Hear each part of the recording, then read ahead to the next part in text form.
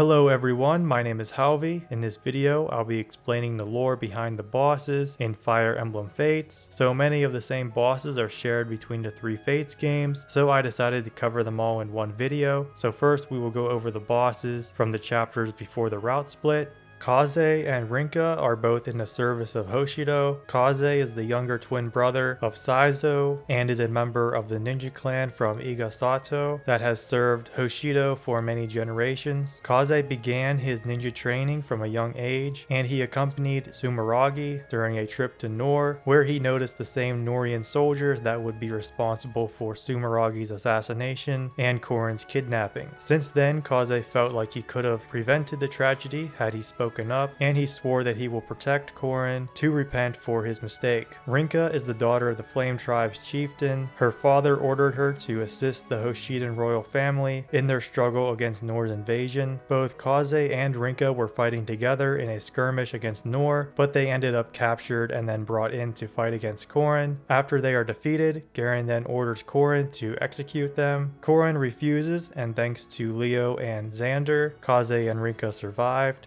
Omozu is a ninja from Hoshido that is assigned to guard the border fortress in the bottomless canyon, while Kaze or Saizo aren't there. Korin, accompanied by a couple retainers, was sent there by Garon to check on the fort's status. Hans instigates a fight by crossing the bridge and attacking Omozu's men.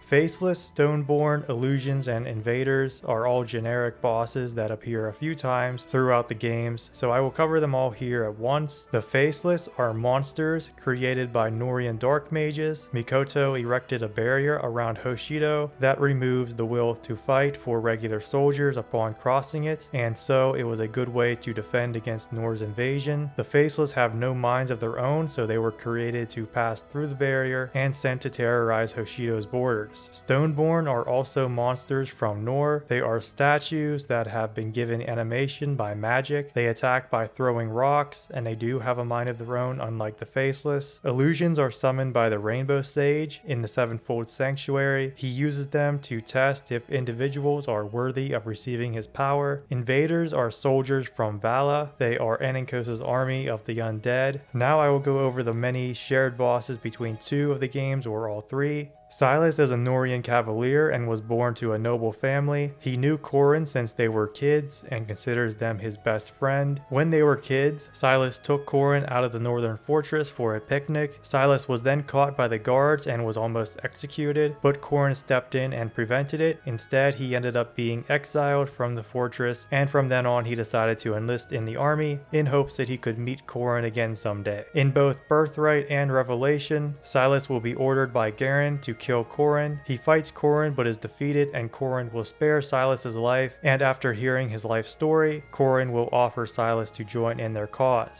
Fuga is the chieftain of the Wind Tribe and was the best friend of Hoshido's late king Sumeragi. He is Hayato's adoptive father. Fuga was a close friend of Hayato's mother, and when she and her husband were killed by Faceless, Fuga took the young Hayato in. In all three routes, Korin will have a run-in with Fuga, where there is usually some kind of misunderstanding, and Fuga will ask Korin for a battle to prove that they are worthy of wielding the Yato, as Sumeragi once said that the Yato would bring peace, but if in the wrong hands, would destroy the world. Kotaro is the daimyo of Mokushu and dreams of ruling over all of Hoshido. He is responsible for both the fall of Shura's homeland of Koga and the death of Saizo and Kaze's father. He sided with Garon and Nor on the promise that he would be rewarded with a large portion of Hoshidan land after Nor wins the war. In all three routes, he captures Kagero, but is defeated by Korin, and Kagero is set free. Shura was born in Koga and lived happily there until Kotaro and the kingdom of Mokushu invaded and destroyed it. Shura was one of the few survivors and was refused entry into Hoshido and settled in Nor instead and became a thief. He was later hired by Yukimura to capture Azura in retaliation for Garon killing Sumeragi and kidnapping Korin. In Birthright and Conquest, Shura basically tries to steal gold or weapons from Korin, which leads to a fight. In Birthright, after he is defeated, he will join Korin's army, and Ryoma will promise to help restore Koga to its former glory. In Conquest, after he is defeated, Korin will either spare his life or kill him. If Korin kills him, they will take his boots fruits, and Xander will rejoice that Azura's kidnapper has been brought to justice. If Korin spares him, he will help bring the war to an end, and he could also be brought to the fight with Kotaro and attempt to get his revenge. Yukimura is Mikoto's personal tactician. He was taught by his father when he was younger, and his strategies were very reckless, where he didn't care how many lives were lost, he just wanted to win. Then after a lecture from Sumeragi, Yukimura changed up his strategies so that he could achieve victories with a minimal loss of lives on both sides. After Mikoto's death, in Conquest he is fought at Fort Jinya alongside Sakura and is defeated. He orders his men to surrender and only asks that Korin and Xander spare Sakura. Hans, Iago, and Garon appear, and Hans starts killing the defenseless Hoshidans, and both Yukimura and Sakura are taken prisoner. In Revelation, Yukimura is still fought at Fort Jinya, but under different circumstances. As Korin arrives hoping to gain Hoshido's support, Yukimura brands Korin a traitor and attacks them on sight. Zola is a Norian mage who specializes in illusions and deception. In all three routes, he impersonates Izana, the Duke of Izumo, and easily fools Korin. In Birthright, he leads Korin and Sakura into a trap and tries to kill them, but Hinoka, Kaze, and Azura see through his ruse and attack him. He is defeated and Leo appears to execute him, but Korin steps in and convinces Leo to spare Zola. Korin then allows Zola to travel with them, where Zola does many heroic acts to gain the Hoshidan's favor, such as pushing Takumi out of the way and taking a hit for him. He then uses his magic to disguise Azura as Layla, and after her performance, he reveals that he has been working as a spy for Nor this whole time. Though he tries to reason with Garon to spare Korin's life, he is killed by Garon, who saw this as an act of treason. In Conquest, Zola uses his Izana disguise to trick the Hoshidan royals and plans to kill them while they are defenseless. Xander won't stand for his dishonorable tactics and stops him, and then Leo personally executes him. In Revelation, Zola's disguise is quickly seen through by Gunter. He then makes like 20 feet of snow appear, and he and his men hide inside of it. Korin defeats him, where he then runs into Izumo Castle and takes Sakura hostage. Leo then appears to kill him. Flora is Felicia's older twin sister and one of Korin's maids. She is the eldest daughter of Kilma, the Ice Tribe's chieftain. Felicia was always treated better due to her superior fighting ability, but Flora was still expected to become the Ice Tribe's next leader. Flora and Felicia were both kidnapped by Garon as hostages to prevent the Ice Tribe from staging a rebellion against Nor. Flora was aware of this while Felicia was not, and even though they were forced to serve as Korin's maids, they took their roles seriously and became friends with Korin, Jacob, and Gunter. Then when Korin is allowed to leave the northern fortress, Flora stays behind with either Jacob or Felicia. Afterwards, in Birthright, Takumi will get sick and Korin's army goes to a Norian stronghold to retrieve some medicine, where they come across Flora, who offers to help find the medicine. However, Iago appears and attacks Flora, leaving her wounded. Korin's army fights off Iago and they get Takumi's medicine. Flora then offers to take everyone to the Ice Tribe village to rest, but at the village, Flora betrays Korin and starts a fight. After her defeat, she reveals that she was forced to fight because Garon threatened to kill her and the entire Ice Tribe had she not followed his orders to kill Korin. Flora then feels ashamed of her actions even after Korin forgives her, and she sets herself on fire and dies. In Conquest, it is almost the opposite, as Korin is sent to the Ice Tribe by Garon to suppress their rebellion. And thanks to Elise, Korin's cover is blown and their plans to peacefully suppress the rebellion are shattered. Flora and her father fight back, but are defeated by Korin's army. However, no one was killed, and Flora promises to Korin that she will stop her rebellion. In Revelation, Flora is ordered by Garon to kill Korin, or else he will kill her and her tribe. So while Korin is out at sea, Flora freezes the ocean so she and Camilla can attack Korin, but they are defeated, and after the battle, Flora sees the Yato and believes that Korin is the hero spoken of in her people's legends and will be the one to stop Garon. She then returns to the Ice Tribe village to see to her people's safety. Hans is a soldier of Nor, as well as a criminal that was arrested by Xander. Hans was released though by Garon and was sent to assist Korin to check out an abandoned Hoshidan fortress near the bottomless canyon. Then when they approach the fortress, they discover it to be occupied by Hoshidan troops. Unknown to Korin, Hans was actually ordered by Garon to attack the Hoshidans and provoke them into a fight with Korin. After the battle, Hans pushes Gunter into the bottomless canyon and tries to do the same to Korin. Hans then returns returns to Nor to report to Garon. Then in all 3 routes, Hans is usually seen killing defenseless soldiers and civilians. In Birthright, he kills Lilith when she throws herself in front of Corin and takes a fatal blow from Hans. In Conquest, he kills Scarlet in a gruesome way to make an example out of her. He dislikes the Norian royal siblings and is only loyal to Garon, and his goal is to obtain a position of power, like being promoted to a duke. Iago is Nor's tactician and Garon's right-hand man. He always tries to get on Garon's good side, always praising and agreeing with his opinions. In all 3 routes, Iago is mainly motivated to make Corin's life a living hell, and he also wants to help Garon rule over the world. He gets immense joy from toying with Corin's emotions and wants to see them suffer. He plays his biggest role in Conquest, where he often summons Faceless to attack Corin's army. He is also very suspicious of Corin and also Azura, and accuses them of being Hoshidan spies numerous times, and torments them into proving that they are really on Garon's side and fighting to destroy Hoshido and bring victory to Nor. In Birthright, Iago uses his magic to disguise members of the Wind Tribe as Faceless to trick Corin's army into killing them. He also used a spell on Takumi that takes advantage of the dissatisfaction in his heart and allowed Iago to always be aware of Corin's whereabouts. In Revelation, he uses the same trap as in Birthright to provoke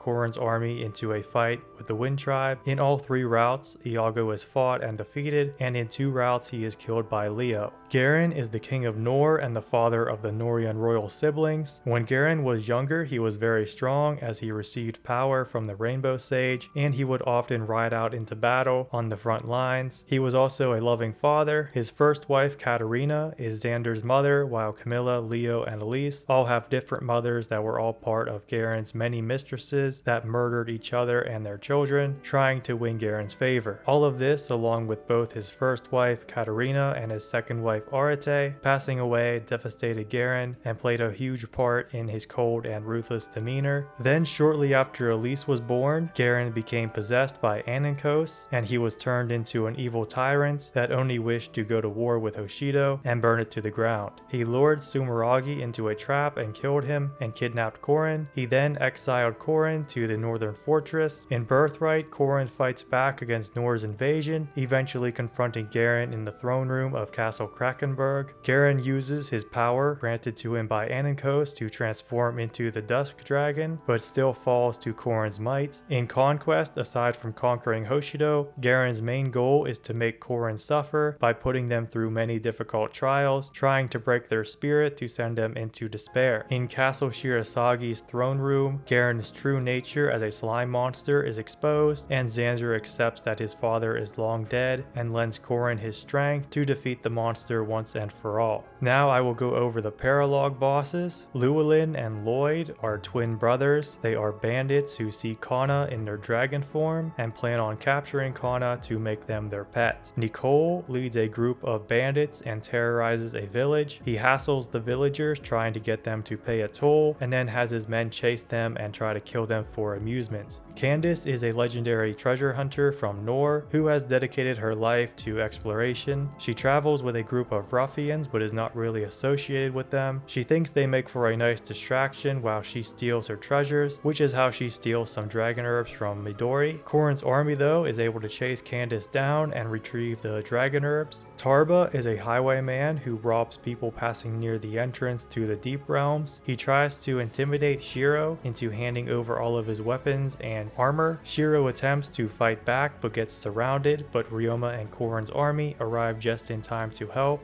Funke is a burglar who breaks into the houses of the wealthy. He and Asagi used to work together, but upon the arrival of Saizo and Corin's army, Asagi is in the middle of leaving Funke's gang right before they planned on breaking into a manor that would make them rich. Funke gets angry and fights back in retaliation for Asagi's departure. Daichi is a scoundrel who hunts kitsune for their fur. Unfortunately for him, he isn't capturable in Conquest, otherwise he would have had a field day in a certain chapter there. So instead he tries to capture Kaiden's daughter Selkie, who thinks that Daichi and his men are attempting to play with her. Kaiden and Corin's army arrive just in time to defeat Daichi and prevent anything bad from happening. Rhajat is Hayato's daughter and was placed in the Deep Realms for her protection. She practiced the magical arts but couldn't help but feel very lonely, which drove her into messing with the dark arts. Also in her youth, she almost fell off a cliff but was saved by Korin, who was visiting at the time. Eventually, Rhajat is successful in learning how to summon Faceless. This happened during a visit from Hayato and Korin's army. The Faceless are defeated, and after the battle, Hayato orders Rhajat to join them so that he can supervise her training. Suddenly, she is ambushed by a Faceless, but Korin kills it to save her. She thanks Korin and becomes obsessed with them for saving her not once but twice now. She is very similar to Tharja from Awakening. Gazak is a scoundrel who lurks in a small town near the entrance to the Deep Realms. He tries to take over the village by force, and he and his men take Forrest hostage. Leo and Korin's army come to the rescue. Percy is Arthur's son who was placed in the Deep Realms for his protection. To keep himself from getting lonely, he found a wyvern and named it Ace, though Arthur fails to visit Percy as often as he should, and this leads to Percy calling Arthur a villain and has a group of mercenaries fight Arthur and Korin's army. Arthur tries to explain to the mercenaries that Percy is his son, but they do not believe him since they think he resembles Gazak. Percy and the mercenaries are defeated, and Arthur offers Percy to join the army and be his sidekick. Senno is a fiend who seeks rare tomes for his foul schemes. He and some other ruffians raid a village but are stopped by Ophelia, Odin, and Korin's army. Zhara is a renowned swordsman who fell from grace and is now a thief. Some other bandits were drove off by Salil, but they just retreated to call in Zhara and some others as reinforcements. Salil is now in danger, and Laszlo and Korin's army arrive in time to help. Nina is Niles' daughter, who was placed in the Deep Realms for her protection. Niles did not visit her as often as she should have, so Nina started a group of thieves who rob the rich and give back to the poor. An old man asked Silas and Niles to help protect his mansion from a group of thieves that are planning to raid it. Niles finds the group of thieves to be none other than his daughters, and then after capturing Nina, he convinces her to join Korin's army, and he also looked into the manor owner's background and exposed him of his crime. Now I will go over the exclusives from each game. So first will be the Birthright exclusives. Daniela is a Norian general who leads a large force tasked with protecting the border. Benny and Charlotte are also under her command. Keaton is a wolfskin and is the leader of his pack in Mount Garo. He prefers living in a dirty and messy environment. He has also killed and eaten many humans that have tried to take his clan's fur. He likes to collect things that others would see as garbage and find gross, such as human bones. So when Korin and the Hoshidan army stumble into his territory, he confronts them and asks their intentions. Korin lays down their weapons and say they are only trying to pass through peacefully. Then a trap that Iago set goes off and kills one of the wolfskins. Keaton believes that Korin is lying and attacks. He and his pack are then killed. Leo is the second youngest of the Norian royal siblings, who wields the divine tome Brynhild. Odin and Niles are his retainers. He has no love for his mother, as she used him as a tool in order to gain Garon's favor. Prior to the events of Fates, Leo defended Castle Krakenberg from a group of thieves. One of these thieves was left behind as a scapegoat so that the others could get away. This thief was Niles, who begged Leo to kill him and put him out of his misery. Leo refused and instead recruited Niles as his retainer. Years after that, Garon brought Odin before Leo and forced him to take Odin on as his retainer. At first, Leo was wary of Odin and sent him on many dangerous missions to try and get rid of him. However, Odin completed all of his missions and even enjoyed them. Leo then came to trust and value Odin as his retainer. Although Leo acknowledged Korin as his step-sibling, he harbors an inferiority complex towards them, originating from the fact that Korin receives far more attention from Xander and Camilla than he does. So then in Birthright, Leo fights Korin in the Woods of the Forlorn, having every intention of killing them for betraying Nor. Leo is defeated and Korin tries to convince him to join them. Leo refuses to betray Nor and his siblings, but Azura gives him a crystal that will help him find the answers he is looking for, and to return the favor, Leo gives Korin a warp book so that they could meet the Rainbow Sage and be granted his power. Camilla is the second eldest of the Norian royal siblings, and Selena and Baruka are her retainers. Like Leo, she was used as a tool by her mother in order to gain Garon's favor, and it was because of this that she grew to be very overprotective and cling towards her younger siblings, especially Corin. She knows what it is like to be alone and doesn't want Corin to ever experience what she did growing up. So then in Birthright, Camilla falls into a deep depression as a result of Corin's betrayal. She blames the Hoshidans for influencing Corin and is dead set on killing them, hoping that it will bring Corin back to her. She has fought and defeated twice. In her final defeat, Corin tells her of their plans to end the war, and then they can return to their family and go back to how things used to be. Xander is the crown prince of Nor, who wields the divine blade Siegfried. Laszlo and Perry are his retainers. He was born with no exceptional talents and was quite the introvert in his youth. To overcome his shyness, he forced himself to talk to Garon, who he was most intimidated by. He also worked himself to exhaustion to improve his skill with the blade, eventually becoming one of the strongest people in Nor, and he even passed the Rainbow Sage's trials and was granted his power. Prior to Laszlo and Perry, Xander had two different retainers who were killed in a battle with Hoshido when they fended off attacks to ensure Xander's retreat. So in his search for new retainers, he discovered Perry at a nobles combat tournament. He was impressed by her skills, even though she placed third, and recruited her. Then Garon was the one to force Laszlo to become Xander's retainer. Xander was skeptical of Laszlo at first, but after they sparred, Xander was impressed and accepted him. Xander served as one of Corin's main combat instructors and is very affectionate towards them. In Birthright, Xander will feel betrayed by Corin's decision to side with Hoshido. He admits that though they are not related by blood, he has always treated them like family and loved them dearly, so he takes offense when Corin calls Garon evil and attacks them, calling them a traitor. Realizing that Corin will not be returning to Nor, Xander resigns to this fact and vows to kill Corin and defend Nor, as his position of Crown Prince would demand of him. Xander is very devoted to his country, and as Crown Prince, he feels as though he must always obey Garon's orders and do what he thinks is for the good of Nor. He believes that his fate was sealed since the day he was born, and he never had a path to choose like Corin, Leo, and others. And so in the training grounds of Castle Krakenberg, Xander challenges Corin to one final duel in which Elise throws herself in front of Corin and takes a fatal blow from Xander. Undeterred by this, he forces Corin to continue their duel. However, Xander knew that Garon was no longer who he used to be, and he allows Corin to win so that they could go on to defeat Garon. Xander just couldn't bring himself to betray his country and father, so he entrusts Corin to do what he couldn't and end the war.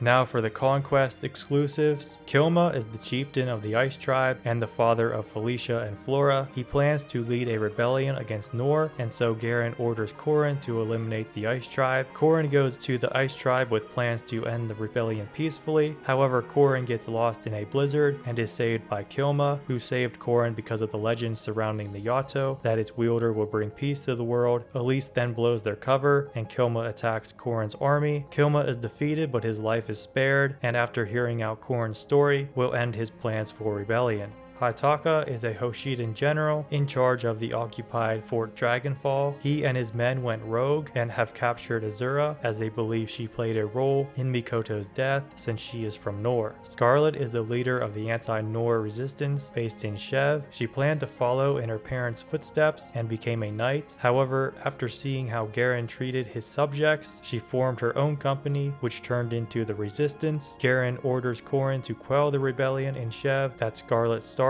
and in the following battle, Scarlet is defeated. Then she is killed by Hans alongside other civilians. Kumagera is a Hoshidan general trying to assassinate Garon to end the war and bring about peace. He arrives just after Azura finishes her dance that incapacitates Garon, and so Leo assumes that Kumagera and the Hoshidans were behind the incident, and a battle begins. Keaton is the leader of the Kitsune clan in the Kitsune hamlet. Corin tries to pass through the mountain of fox spirits and is surrounded by Keaton and the Kitsune. Keaton believes that Corin is telling the truth, that they mean no harm and they are just trying to pass through peacefully. However, Keaton also believes in what the elders have spoken of, that humans will come to their village and kill them for their fur, so Keaton doesn't want to risk it and attacks Corin's army to protect his people. Hinokah is the second eldest child of the Hoshiden royal siblings, and Azama and Setsuna are her retainers. She was very attached to Korin when they were younger, and after Korin was kidnapped, Hinokah was furious at her inability to prevent it, and so she began her training as a Sky Knight around the age of 7, and in the following years, she attempted to infiltrate Nohr and rescue Korin many times, although Ryoma and Mikoto stopped her every time before she could really do anything. Also in her training, she had many accidents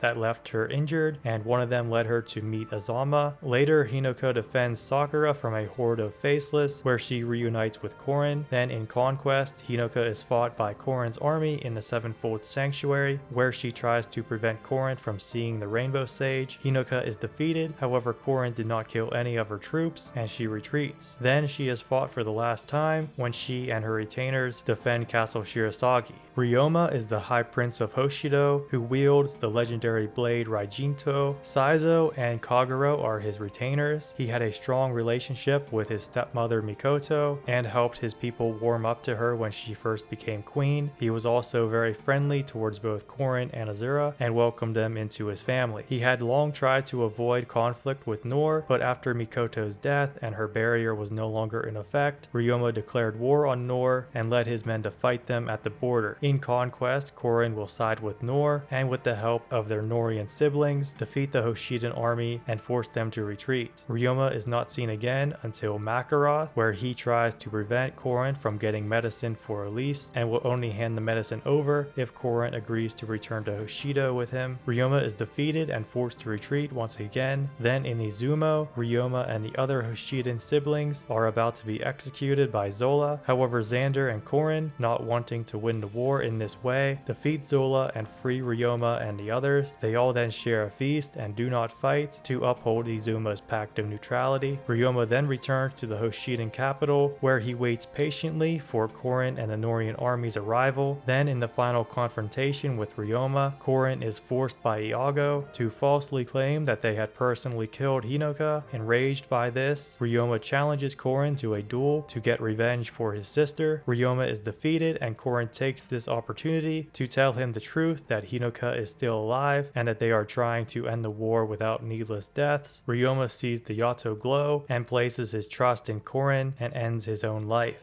Takumi is the third eldest child of the Hoshiden royal siblings, who wields the divine bow Fujin Yumi, as well as the evil bow Skadi. Hinata and Oboro are his retainers. Takumi has an inferiority complex, and no matter how hard he trains, he feels like he will never measure up to Ryoma's level of skill, and will compare himself to Korin later as well. Takumi had no memories of Korin, and so when Korin returns to Hoshido, Takumi was uncertain on how to act towards them. Then when Ryoma took Korin to eliminate the Faceless that were threatening Hinokah and Sakura, Takumi felt jealousy towards Korin that Ryoma chose them over him. Takumi also grew suspicious of Korin upon learning that they fought Hoshidans at the Bottomless Canyon and referred to the Nohrian royals as their siblings. So right from the start, Takumi acts very cold towards Korin and even blames them for Mikoto's death. Then in Conquest, Takumi is only concerned with killing Korin and making them pay for their sins.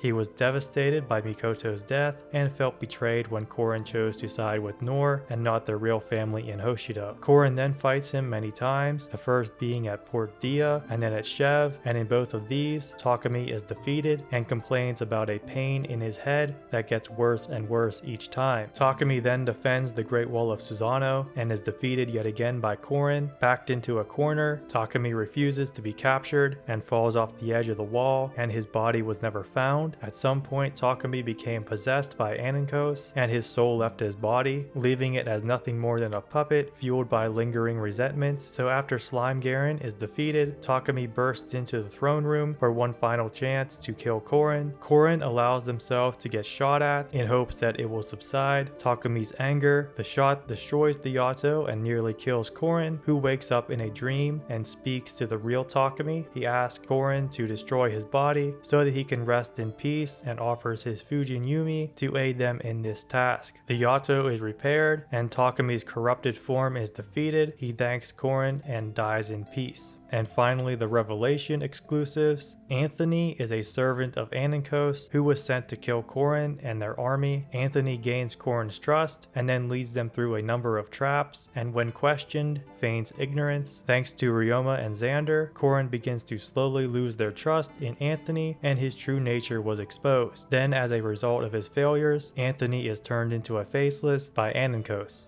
Arete is Azura's mother and was once the queen of Vala. She had Azura with her first husband, the former king of Vala, who was usurped by Aninkos. Arete and Azura were forced to flee and arrived in Nor. She was a gifted singer and dancer, and following the death of Garon's first wife, Katarina, Arete's singing pulled Garon out of his grief and made him fall in love at first sight, which led to their marriage and Arete becoming a queen of Nor. Later on, Arete willingly sacrificed herself by speaking of Vala outside of its limits and bringing about its curse. She did so in order to save Nor and Azura, as she passed down her knowledge of Vala and Aninkos to Azura. She also taught Azura many songs, including Lost in Thoughts All Alone. Azura also inherited her pendant from her mother. Then Arete was revived by Aninkos without any memories of her former self and became his faithful servant. And so she confronts Corin's army a few times, trying to force them to leave Vala. In her final defeat, her former memories come rushing back and she expresses pride in how Azura has grown and what she has accomplished.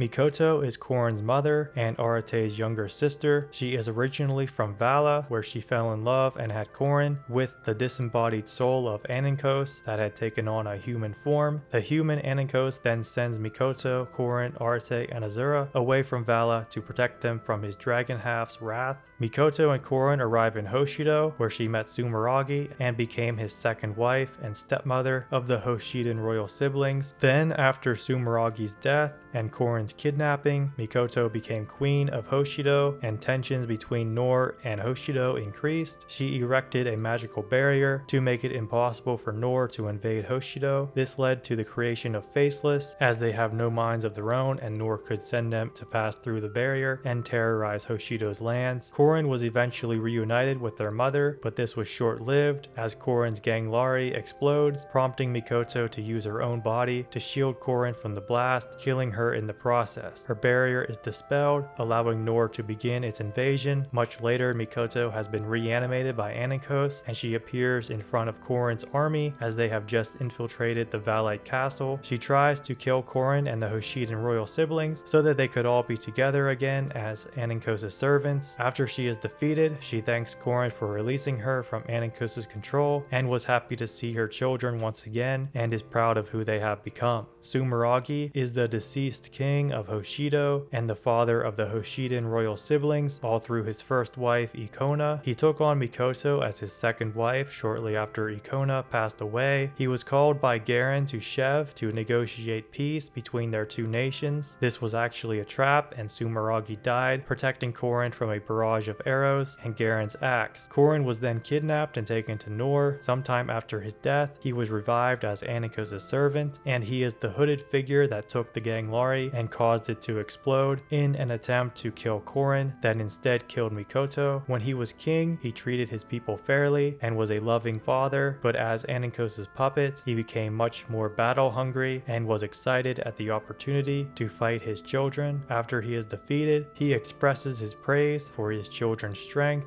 and regrets not being strong enough to prevent Corin's kidnapping. Gunter is a knight in the Norian army. He was ordered by Garon to raise Corin and be one of their main combat instructors. Sometime in the past, Gunter refused a gift of dragon's blood from Garon, who was greatly upset by this, so much so that he had Gunter's wife and child killed, along with the rest of the people of Gunter's village. Gunter then developed a hostile view towards royalty and swore revenge on Garon and Nor, befriending Corin only as a means to use them to exact his revenge on Garon. So when Gunter arrives in Vala after falling through the bottomless canyon, Aninkos takes advantage of Gunter's hatred and takes control over him. Then under Aninkos' control, Gunter kills Scarlet and later reveals himself as a traitor to Corin, hoping that it will break their trusting nature as Gunter despises it so. Corin believes that there is still some good left in Gunter and they fight to bring him back. After his defeat, he tries to end his own life to atone for his sins. However, he is healed by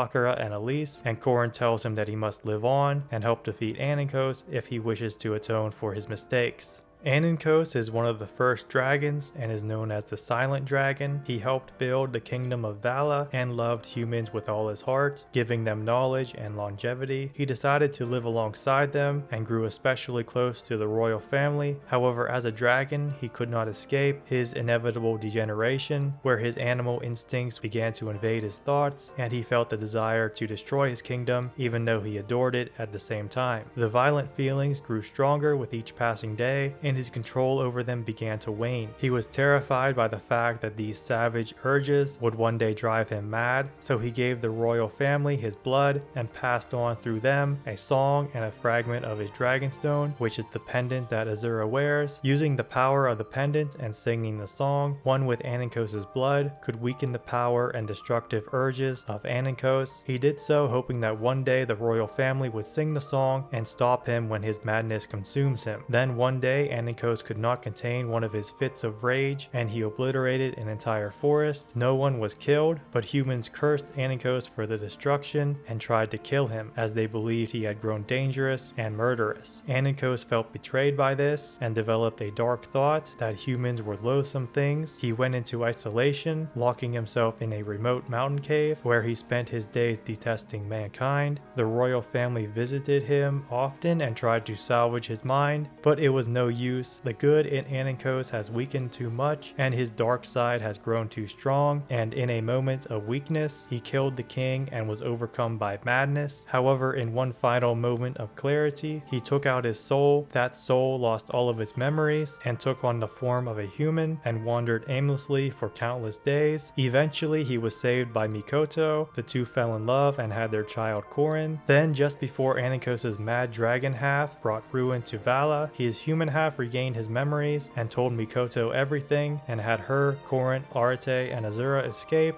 Then, with his powers of foresight also returning to him, he saw a distant world where brave warriors defeated a fell dragon. That gave him hope, and he decided to bring those warriors to his own world. Those warriors were Owain, Inigo, and Severa. He met with them, brought them to Vala, explained his situation, bestowed upon them new power and the new identities of Odin, Laszlo, and Selena, respectively. He entrusted them to find Korin and aid them in a quest to obtain the 5 divine weapons and defeat his dragon half. Meanwhile, the dragon Aninkos fathered his own child, Lilith, and has sent Lilith to kill his human half. Odin, Laszlo, and Selena used their new powers to fight off Lilith's Valite soldiers. Aninkos teleports Odin, Laszlo, and Selena away and tells them to become retainers in Nor to find Korin. Lilith at first calls human Aninkos a fake, but after he shows her a father's love for the first time in her life, she is unable to kill him and accepts him as her father. The dragon Aninkos then tries to kill Lilith for her failures, but human Aninkos uses the last of his power to save her and dies. Lilith then vows to find and protect Korin. The dragon Aninkos then plans to force Korin and the nations of Nor and Oshido into a war to drive them to despair. He instigates the war by possessing Garon and taking control of Nor through him. In Revelation, after Gunter is defeated, Aninkos appears in his real body, and Korin's Yato gains its full power and transforms into the Fire Emblem. The power of the Fire Emblem forces Aninkos to summon Garon and consume him to reclaim his full power, but even that was not enough, as Korin encourages their army to not give in to despair, and together they defeat Aninkos and restore peace to Nor, Hoshido, and Vala.